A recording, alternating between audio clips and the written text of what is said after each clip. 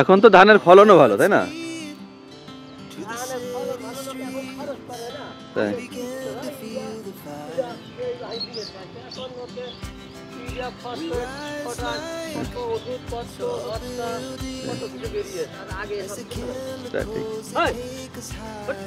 এখন কি শাইল গেলে ধান পাওয়া যায়? এখন আর ইয়ে নেই, জায়গা নেই না। শাইল গেলে ধানের পান্তা ভাত, তাই না? কত খাইছি। ওর আবার বেশিরভাগ মুড়ি ভাইছে, তাই না? না চিড়িয়ে? চিড়ে মুড়ি দুটো হইতো। ওর কিন্তু পান্তা ভাত লাগতো সেই, পেঁয়াজ দিয়ে মরিচ দিয়ে। আর এখন মানুষের অভাব বলে কিছু আছে কদিনই নেই, তাই না? হ্যাঁ, ওই যে আমি দেখেছি আশেপাশেই তো, ওই যে যখন তখন বেরো করে দিতে পারে।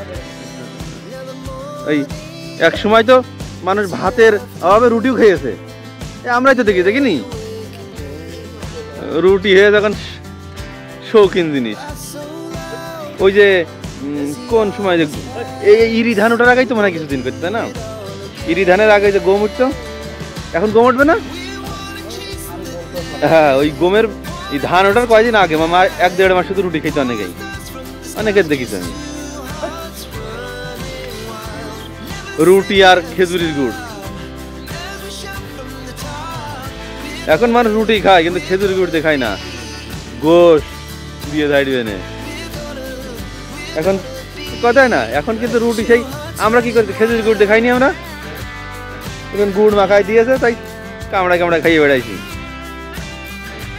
এখন মানুষ রুটি বানালি, হালুয়া, সুজি, সেমাই।